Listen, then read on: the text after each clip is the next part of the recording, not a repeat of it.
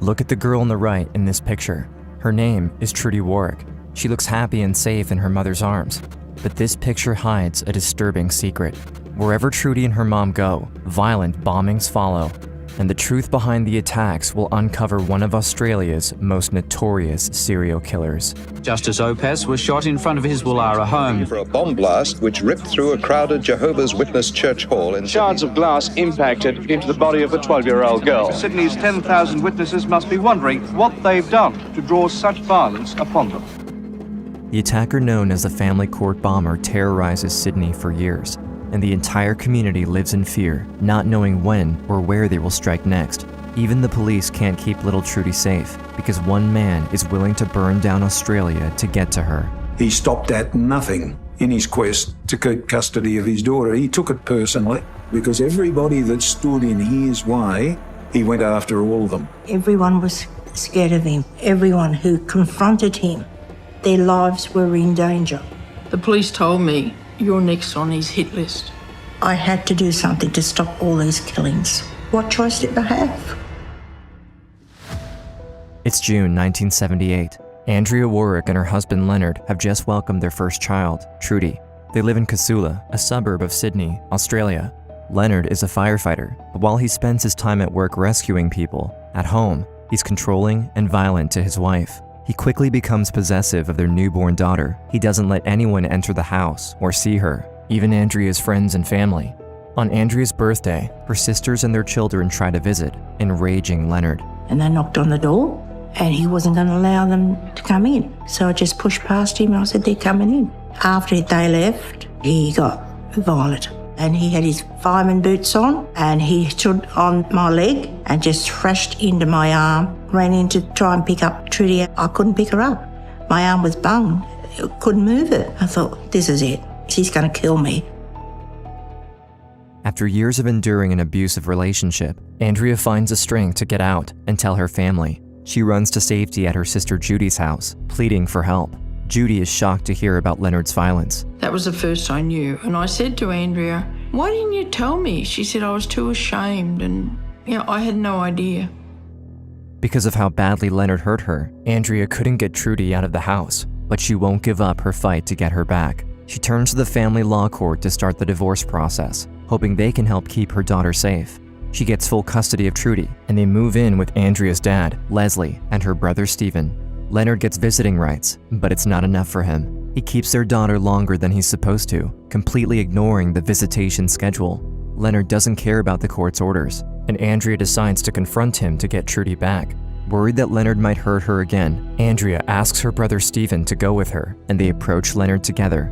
Stephen took Andrea up, knocked on the door and said, "Len, look, we don't want any trouble."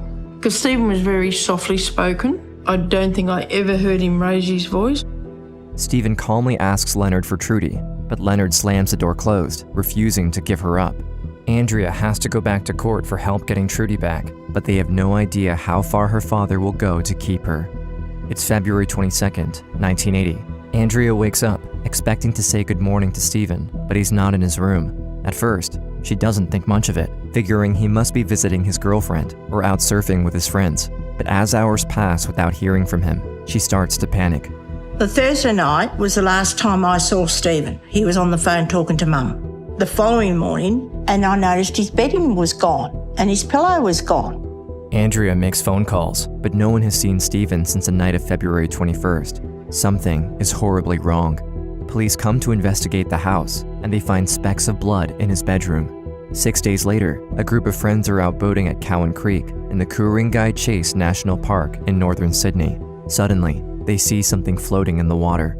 They call the police, who take over and start their investigation. Andrea says, "We found Stephen."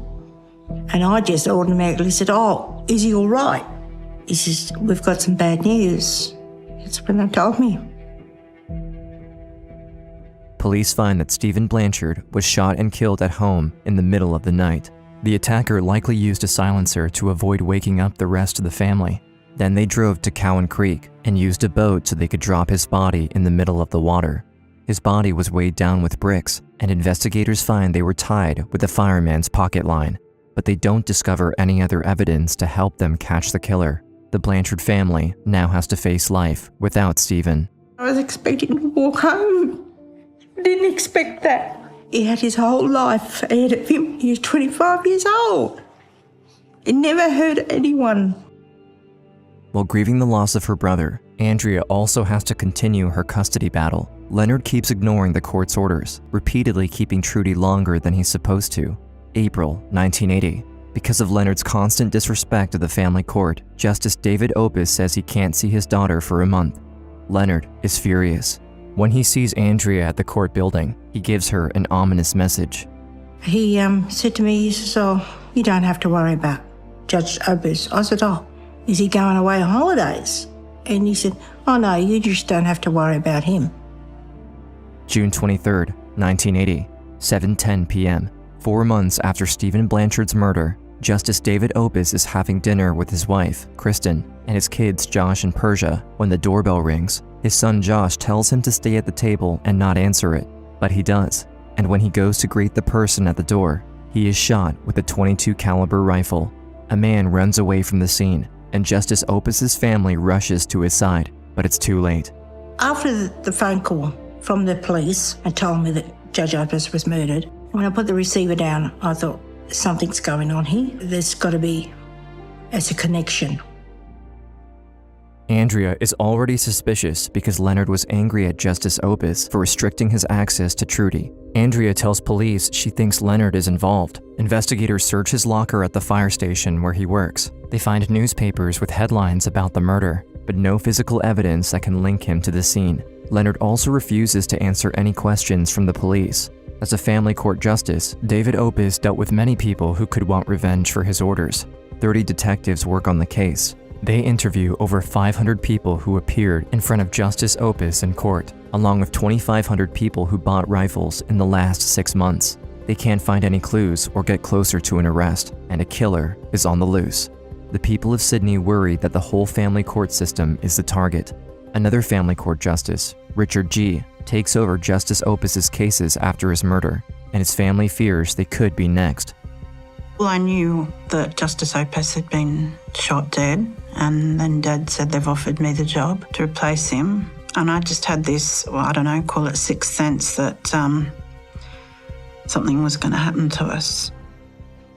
But years pass without any other attacks, and the paranoia begins to fade. Andrea tries to give Trudy a happy childhood, but the nightmare is far from over. March 6th, 1984, almost 4 years after Justice Opis's murder, Justice Richard G. is at home with his children, Allison and Stephen.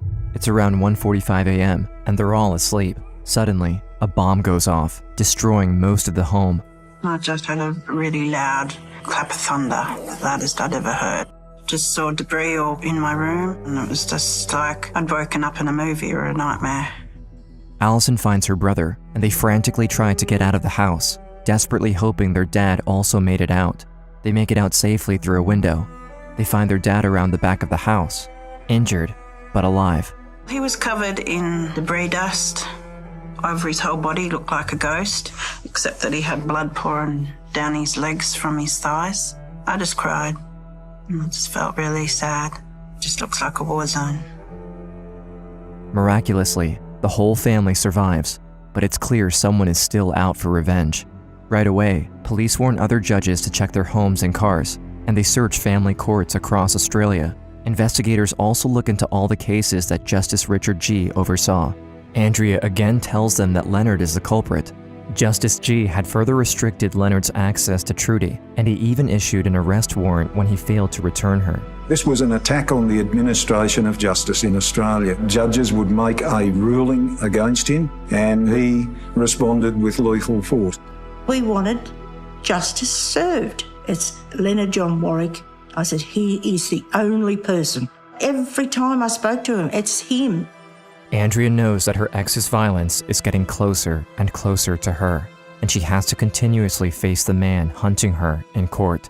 Their next court appearance was scheduled for April 16th, 1984, just over a month after the bomb at Justice G's house. But in the middle of the night before Leonard was supposed to appear, the family law court building itself is largely destroyed as another bomb detonates. Fear and panic is spreading throughout Sydney. Again, Andrea alerts investigators about Leonard's connection to the attacks, but still, he continues to walk free. It becomes clear to Andrea that no one can keep her and Trudy safe from him, not even the police. He doesn't leave evidence behind, and unless someone can get him to stop, anyone with connections to the family court is in danger. We did know that the offender was Warwick. Everything was done that could be done at the time. We couldn't gather enough evidence to charge him then. As Justice Richard G. recovers from his injuries after the bombing at his house, Ray Watson takes over his cases, including Leonard and Andrea's. Even with fear and suspicion growing, Andrea still respects the visitation rights set by the court. Trudy loves her father and is happy to see him, but Andrea has to keep returning to court because Leonard still ignores the court's orders. One time I didn't see Trudy for 6 weeks. Didn't even know where she was. Like the other judges, Justice Watson punishes Leonard by restricting his access to Trudy even more. It's July 4th, 1984, 8:10 a.m., almost 3 months after the family court bombing. Justice Watson gets ready to leave for work. His wife Pearl opens the door of their house, unknowingly triggering a bomb that was fixed to their front door. Ray Watson survives, but Pearl is killed instantly. The people of Sydney, stunned and heartbroken, demand answers. After Pearl Watson's murder, investigators ramp up their efforts. A joint federal state police task force is established, and a $500,000 reward is offered. All family court judges, their courts and their families will have a 24-hour surveillance until this matter is resolved. We had federal surveillance officers and state surveillance officers. We used up virtually every surveillance officer in New South Wales in Australia. Surveillance officers follow the prime suspect, Leonard Warwick, desperate to find something they can use to catch him and put a stop to all the attacks. In the middle of the night, they follow him to a national park. He kept going back to the national park on a total of 11 occasions. We went in with police dogs after he left when he was way out of the area. It was never really ironed out as to what he was doing there. I put it down to the fact that he was playing games with the surveillance officers. February 10th, 1985. Police tell Andrea there was an attempt on her lawyer's life with another bomb. Fortunately, it was found before it could detonate, and no one was hurt. But shortly after, she gets a call from her lawyer, Gary Watts. And he said, I won't be able to act on your behalf. And that was it. He was scared. He was frightened. And I don't blame him. I've never met a person as dangerous as what Leonard Warwick is. He stopped at nothing in his quest to keep custody of his daughter. He took it personally because everybody that stood in his way, he went after all of them. Fear is spreading throughout Australia. Anyone could be a target, and no one can help Andrea. Even police are scared about their involvement in the investigation. One of the surveillance officers said, look, I think we've got a worry because Warwick's sitting in the park watching police headquarters. A witness that I interviewed said he was looking for my address. The wife and the kids, I had his police photo on the fridge, that if he was ever sighted in the neighbourhood, they would notify us immediately. As Leonard intimidates the police with his own surveillance, the attacks keep getting closer to home for Andrea. All the while, she tries to shield Trudy from the violence that haunts them, and it's taking a massive toll. Leonard already has his eyes on his next target, as he makes phone calls to Andrea's sister, Judy, threatening to kill her and her children. The police told me, you're next on his hit list. Every noise, I'd wake up. We were looking over our shoulder all that time. We were going to be next. Even though Andrea and the police believe Leonard is responsible for all the attacks, they still haven't been able to find anything they can use to arrest him. They've tried surveillance, offering reward money, and putting numerous detectives and resources into their efforts, but nothing is working.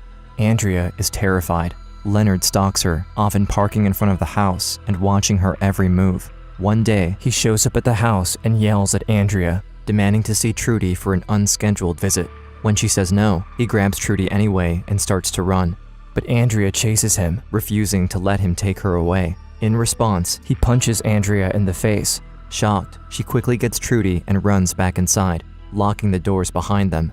Andrea is desperate to get herself and her family away from him and his violence.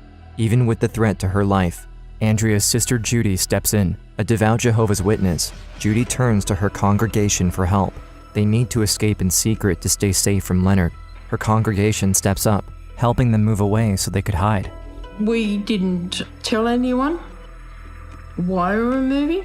Even the drivers of the truck didn't know where we were heading until an hour before we got to Foster. No one knew.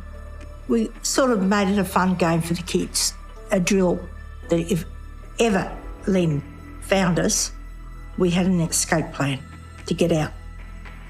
Andrea does all she can to protect her daughter from Leonard and the destruction that follows them. Leonard doesn't know where Andrea and Trudy went, but he won't give up his search. He makes multiple phone calls to members of Judy's congregation, demanding to know where they are. There was a third call. He was very upset. He again said, "You must know where she's gone." "Listen, mate," I said, "we don't know where she's gone. Do not call here again." July 1985. 5 months after Andrea and Trudy made their escape. Leonard hasn't found them, and there haven't been any more attacks. But there are 2 break-ins at the Jehovah's Witness Kingdom Hall in Casula, southwest of Sydney. During one of the break-ins, a window shatters and cuts the intruder. They leave blood on the carpet, but with the limited capabilities of the time, investigators can only determine that it's O positive, and they can't use it to charge anyone. They don't find that anything was stolen, and no one knows why the intruder broke in or what they did. It's Sunday, July 21st, 1985. The congregation starts their service like usual. There are over 100 members in the building, including Joy Wykes and her husband, Graham. We were holding hands, and I thought, oh, his hand would be really cold. So we had a small rug over our knee, and I pulled it up over our hands, and he turned to me and whispered, "I love you." And that was the last thing I remember. My first memories was really in ICU. I had already been into surgery. I recall asking, where's my husband all afternoon. A doctor came and told me, "We do have bad news for you." And I'd been asking, and I must have already realised that he wasn't going to be there. A bomb was placed under the stage at the Kingdom Hall, timed to go off during the service. Graham Wykes is killed, and dozens more have life-threatening injuries, including little children.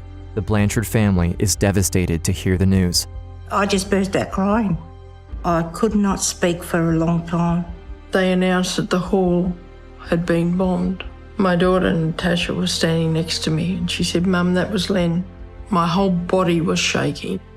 And I rang down the bomb squad. They had their suspicions. And I said, "That's my congregation." And they said, "Oh, that's what the connection is." Joy Wykes had helped the Blanchards pack for their escape, and Andrea blames herself for Graham's death and all the injuries at the Kingdom Hall. Police take a search warrant to Leonard's house, and they find handwritten notes with phone numbers of Jehovah's Witness members, but he refuses to answer any questions or give a blood sample. Their attempts to catch him are still hopeless. Everyone was scared of him. Everyone who confronted him, their lives were in danger. The attacks continue to follow Andrea everywhere she goes, even when she escapes Leonard's stalking. She is overwhelmed with sadness, fear, and guilt. She knows what Leonard wants, and that people throughout Australia will continue to die unless he gets it. Andrea makes a heartbreaking choice in a desperate attempt to end his reign of terror. She gives him full custody of their daughter Trudy. I had to do something to stop all these killings. It was heartbreaking saying goodbye to her, but I had to. What choice did I have? Over the course of nearly 10 years, Andrea has suffered immensely. She was in a physically and emotionally abusive relationship. She made the brave choice to get out, but her fight never stopped. Her own brother was murdered, and after 4 bombings, 3 more murders, and families ripped apart by violence and destruction, Andrea knows she is the only one who can stop the family court bomber. Trudy also wants to live with her father, exhausted from constantly moving around and being in the middle of the fighting between her parents. As Andrea predicted, the attacks come to an abrupt end, but with a huge sacrifice. Leonard Warwick is still a completely free man, and now he has their daughter too. It had a massive impact, and she never stopped fighting for justice. How do you live without your daughter? You think about her all the time. Does she go to school? Does she get along with her father? Trudy spends her childhood living with Leonard, who many think of as the family court bomber. At first, she likes living with her father. He even buys horses for them to ride together. But as she gets older, she realizes how controlling he is. He constantly tries to keep her in the house, away from friends and family. And when he decides to remarry and start a new family, Trudy isn't happy. At 16 years old, she leaves to move back in with her mom. And shockingly, Leonard doesn't stop her. He chose the wife over his Yeah. daughter. Yeah. This is the daughter he fought so hard for. Yes. I don't get that. His daughter was just a possession. After getting everything he wanted and all the destruction and suffering he caused, Leonard lets his target Trudy go easily. Finally, Andrea is reunited with her daughter, but they still aren't truly free of Leonard. As Trudy grows older, she gets a better understanding of what happened when she was little. From the beginning, Trudy's mom has repeatedly told police that Leonard Warwick is the man who terrorized Sydney for years. Despite her efforts, he thinks he will get away with everything, and for decades, he does, until one mistake will come back to haunt him. It becomes one of the coldest cases in Australian history. Andrea had no one to turn to, but in 2012, investigative crime journalists Debbie Marshall and Ross Coulthart hear of the case and decide to investigate. But everywhere they turn for information, they're warned. The prime suspect is still free, and pursuing the story could get them killed. Debbie Marshall even tries to interview Leonard, and he threatens her. But the journalists work together with Andrea Blanchard to bring attention back to the case, all of them refusing to back down in their fight for justice. With the help of their work and the release of Debbie Marshall's book, investigators reopen the cold case. Kevin Woods, the former lead investigator, never forgot about the family court bomber. He remembers the bloodstain left on the carpet before the Jehovah's Witness Kingdom Hall bombing, when an intruder was cut with the glass from a window. They didn't know it at the time, but the attacker broke in to plant the bomb. Kevin Woods tells the current investigators about the blood sample, which could be the key to exposing the person behind all the attacks. Detectives ask Trudy if she would give a DNA sample for them to compare it with. At first, she hesitates. She still loves her father, and she's worried about betraying him. She knows it could send him to jail if it's a match, but she wants the truth for herself and for all the other victims' families. In an interview, she says, "People need answers, closure. Innocent people were killed over me. If you commit something like these crimes, you should be held accountable for it. I don't care who you are." With advancements in DNA technology, they are able to match the blood with Trudy's, removing any doubt that Leonard Warwick is the culprit behind all the attacks. It's July 29th, 2015. Over 35 years after he began terrorizing the people of Sydney, Leonard Warwick's past finally catches up to him. Tonight, an arrest over one of Sydney's biggest unsolved crimes, a man in custody over the family court bombings and murders in the 1980s. The judge-only trial lasts almost 2 years. Warwick pleads not guilty to over 20 charges against him, but with the overwhelming evidence and the help of Andrea's testimony, he's convicted, and he gets 3 life sentences without parole. Leonard Warwick is finally behind bars, and he will never be able to hurt anyone again. After nearly 40 years of living in fear, Andrea can truly begin to move on with her life. She still has a very close relationship with Judy and Trudy, and they continue to honor Stephen's memory today. Andrea hopes her story will bring awareness and support to survivors of domestic violence. She encourages others in similar situations to get out of the relationship and seek help. You've got to think of yourself, and if there's children involved, you've got to think of the children's lives. It's a hard battle to get back on your feet, but there's so much help out there today. I say to any woman, you don't have to stand for that. There's no need to stand for that violence against you. Andrea stood up for herself to escape her abuser, and with the help of others who never gave up, she brought justice for so many families throughout Australia who were impacted by the attacks. You can't explain the feeling. It's not a good club to be in, but yes, we're a family. I bought Andrea and I a ring, and I say every time we get down, we look at that ring and we say we survived.